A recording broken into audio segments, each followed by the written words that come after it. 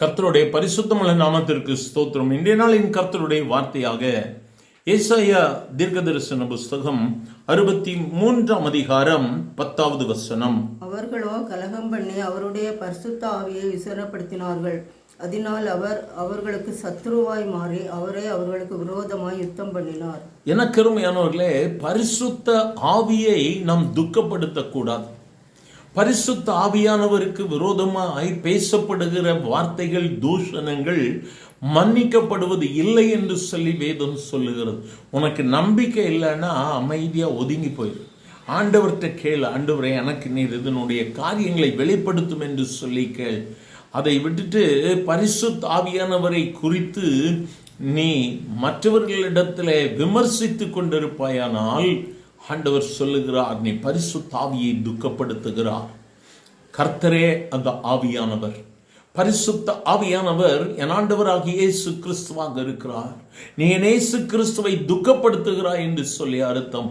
வார்த்தைகளை கேட்கிற அருமையான தேவ பிள்ளையே, ஒருவேளை நீ அறியாமல் தெரியாமல் இதை செய்திருப்பாயானால் என் ஆண்டவருடைய சமூகத்தில் மன்னிப்பை பெற்றுக்கொள். அர்ப்பணித்து ஆண்டவர்கிட்ட மன்னிப்பை கேட்டு இனி தொடர்ந்து அதை செய்யாதே.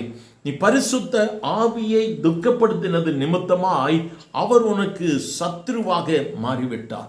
அது நிமித்தமாய் உன் வாழ்விலை தோல்விகள். ஏன் ஆண்டவரை மாறி மாறி தோல்வி? யோசித்துப்பார். எந்த இடத்துல நீ பரிசுத்த ஆவியானவரை துக்கப்படுத்தி இருக்கிறாய்? எந்த இடத்துல பரிசுத்த ஆவியானவர் ஒருவேளை நீ விமர்சிக்காமல் இருந்திருக்கலாம், ஆனால் பரிசுத்த ஆவியை பெற்றும் பரிசுத்த ஆவியினுடைய அபிஷேகத்தை பெற்றிருந்தும் பரிசுத்த ஆவியினால் நிரம்பி ஜெபிக்காமல் நீ சோர்ந்து போய் விலகி ஓடிக்கொண்டிருப்பாயானால் நீ அவரை விசனப்படுத்துகிறாய் அல்லது துக்கப்படுத்துகிறாய் என்று தானே அர்த்தம். என்ன நாளிலே மீண்டுமா சொல்லுவாயா, ஆண்டவரே உங்க பிள்ளைமா நான் மீண்டுமா வந்திருக்கேன்ப்பா, உங்க சமூகத்தில் வந்துட்டு ஆண்டவரே இனி உலகம் இல்லை ஆண்டவரே, நீங்க தான், உங்களுக்கு பின்னால தான் இந்த உலகம். எனக்கு அருமையானவர்களே, இந்த உலகத்தில் உள்ளதெல்லாம் நீ அனுபவிக்கணும். ஆனால் அதற்கு முன்பதாக இயேசுவை நீ தரித்து கொள்ள வேண்டும். இயேசு உன்னிலே அவர் வாசம் பண்ணும் பொழுது நீ இந்த உலகத்தில் எதை வேணாலும் பார்க்கலாம்.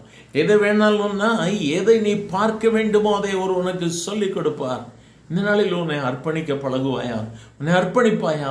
ஆண்டவரே, பரிசுத்தாவி தான் இயேசு கிறிஸ்து. இயேசு கிறிஸ்து தான் பரிசுத்தாவியானவர். பரிசுத்தாவியானவர் எங்கு உண்டோ அங்கு விடுதலை உண்டு. உன் குடும்பத்தில், உன் வியாபாரத்தில், உன்னுடைய காரியங்களில் விடுதலை இல்லாமல் இருப்பாயானால் என்று பரிசுத்தாவியானவரை வருந்தி அலை. எனக்குள்ள வாங்க ஆண்டவரே, என் வியாபாரத்தில் வாங்க, நீங்க பொறுப்பெடுங்க ஆண்டவரே என்று சொல்லி உன்னுடைய வியாபாரத்தை பரிசுத்தாவியானவருடைய கரங்களில் ஒப்பு கொடுத்து பார். கர்த்தர் உன்னை மேன்மைப்படுத்துவார். அன்பின் ஆண்டவரே, ஆசீர்வதிக்கப்பட்ட இந்த வேலைக்காக நன்றி அப்பா. பரிசுத்தாவியானவரோடு தன்னுடைய உடன்படிக்கையை ஏற்படுத்துகிற ஒவ்வொருவரையும் கர்த்தர் ஆசீர்வதிக்கிற தயவிற்காய் ஸ்தோத்திரம். ஒரு புதிய உடன்படிக்கை, பழையவைகள் ஒளிந்து போயின, கர்த்தர் புதிதாக்கி கொண்டிருக்கிறேன். S my Lord, S my Lord. நன்றி ஆண்டவரே, புதிய ஆசீர்வாதங்களை கர்த்தர் பொழிந்து கொண்டிருக்கிற தயவிற்காய் நன்றி. ஆசீர்வதியும் இயேசுவின் நாமத்தில் பிதாவே. ஆமென், ஆமென்.